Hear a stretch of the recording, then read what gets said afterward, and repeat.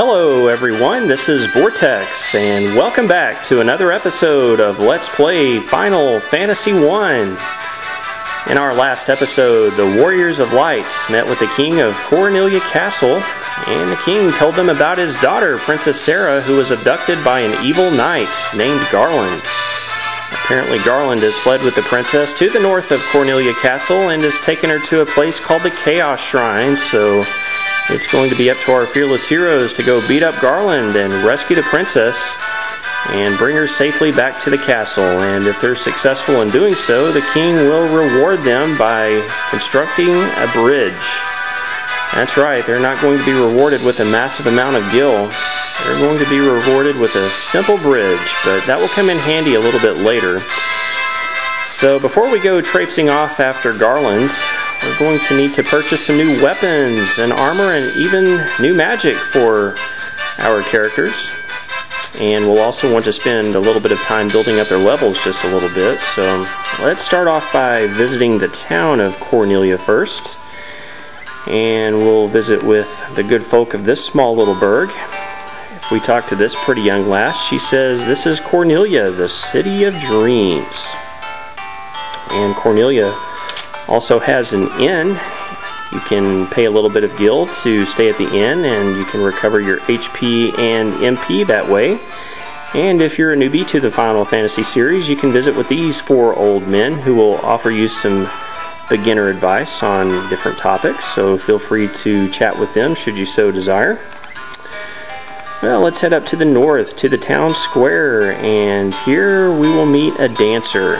Actually, if you talk to the King's Chancellor, shortly after he gives you the initial quest to save Sarah, the Chancellor will tell you about this dancer girl, and apparently she has the ability to give us information a little bit later on. If we get lost and don't know what to do, we can always visit with her, and she might just be able to set us in the right direction. So we'll have to keep that in the back of our minds. And it also looks like in the town square there's a fountain. And just like in the NES version of Final Fantasy I, you can take a peek at the Light Warrior's reflection in the water. And apparently the Light Warriors don't know how to bathe. They're filthy. Well, the main hero is going to have a hard time getting a date with Princess Sarah after he rescues her smelling like that. Well, if we head off to the west a little bit, we will find a weapons shop and an armor shop. Alright, let's go inside the weapons shop here and visit with the weapons master and see what weapons he offers for sale. Now, you'll notice here in the Dawn of Souls version of Final Fantasy I, they were very generous by giving us 500 gil to start the game off with, so we'll have plenty of money to purchase all of this starting equipment. We won't have to worry about going out and grinding for it.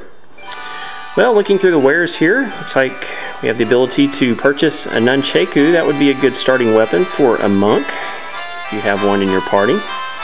Looks like 3 of my characters come pre-equipped with the knife, so really no reason to purchase any more of those.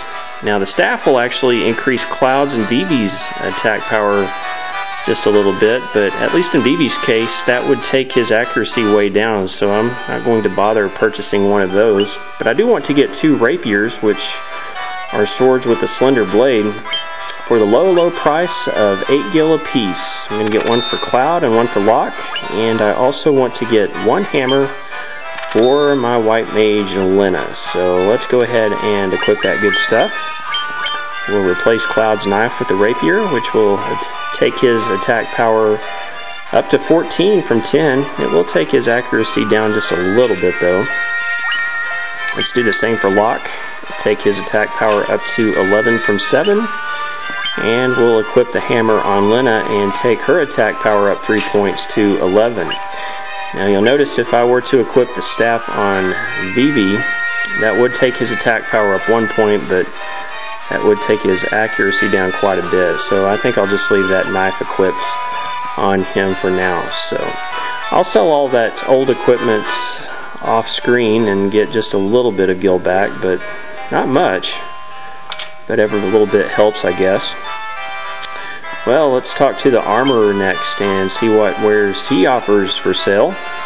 As you can see, all 4 characters come pre-equipped with the clothes, so No need to purchase more clothes, but I do want to get 1 leather armor for 40 gil for my thief lock. And I also want to get the heavier chainmail for my warrior cloud.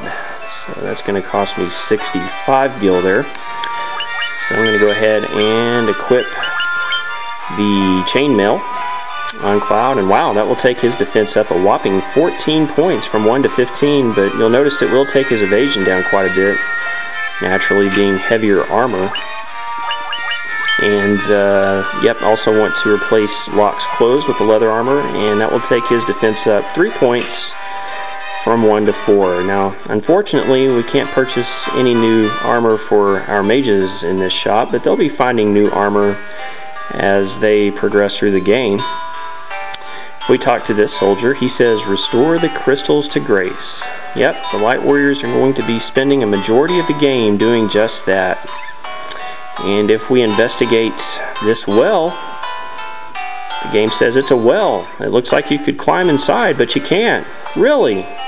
Yeah, this ain't Dragon Quest, folks. You can't climb down wells in this game. What, are you crazy?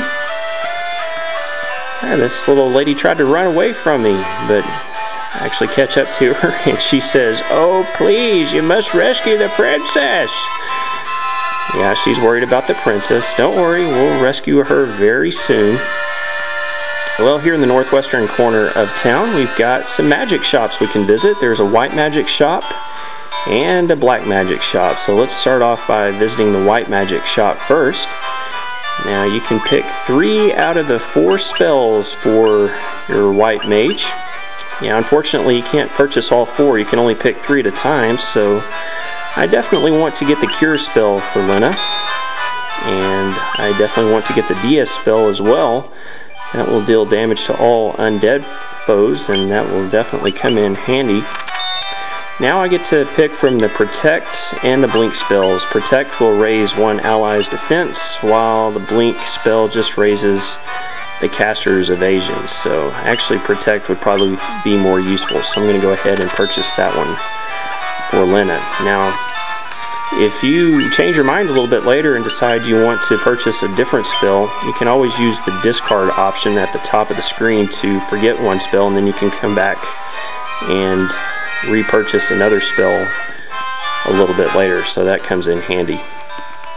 Alright, well, let's visit the black magic shop next, and I definitely want to get the fire spell for Vivi, and I definitely want to get the thunder spell for him too. Now I get to pick between sleep and focus. Sleep seems to be a little bit more useful to me because it puts all foes to sleep, while focus will only lower one foe's evasion. So yeah, I think I'll get the sleep spell, and I'll also get the thunder spell for him. So there we go. We've got new weapons, we've got new armor, we've got new magic. Wait for us, Garland. We're going to be coming to whoop your butt soon with all of our new stuff we just bought here. Well, there's an old man in the northwestern corner of town, and he says Sage Lucan said something about finding the crescent moon, and he just up and left town. Yep, Sage Lucan is the one who delivered the prophecy about the coming of the Warriors of Light, but after he delivered that prophecy, he left town, and apparently he went to seek the crescent moon. I wonder what in the world that is. And we've got another guard here in the northern part of town. This guard says the king truly believes in Lucan's prophecy that the Warriors of Light will come to save the princess. So, yep, the king does have faith in the Warriors of Light. That's good to know. And here in the northeastern corner of town is a church. And actually, if you have a fallen comrade, you can come here and pay a little bit of money to have a fallen comrade revived. But of course, nobody's dead now, so the priest just says there are none in need of my services. Do not lose heart, brave warriors. Well, let's talk to this young lady here. She says, please rescue Lady Sarah. Yep, the townsfolk are a bit antsy about their princess. They want her rescued. And now. And we've got a blue-haired guy down here who says that he once lived far to the east of here in the harbor city of Provoca. These days, I hear it's turned into a pirate's den. Oh no, not pirates! And lastly, we can visit the item shop here. Let's see what items we can purchase here. We can purchase potions, antidotes, phoenix downs, and sleeping bags. And I think I'm going to take one sleeping bag for the road, and that will leave me with only 21 gil left.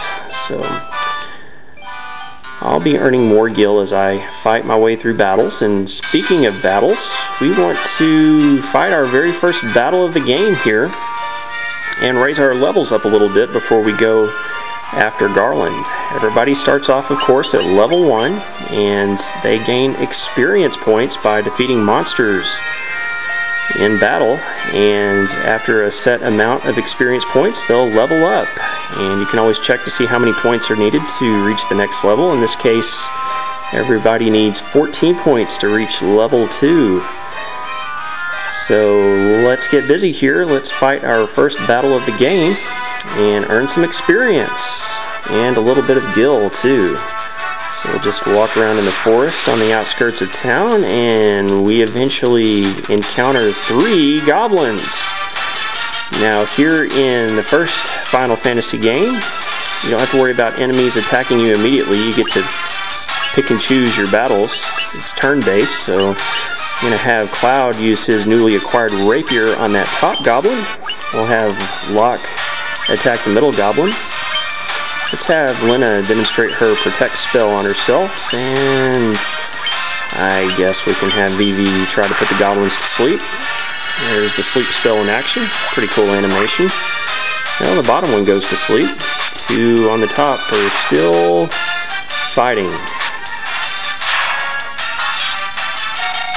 And there's the protect spell, raising Lena's defense a little bit. So now we'll just have everybody attack this last sleeping goblin.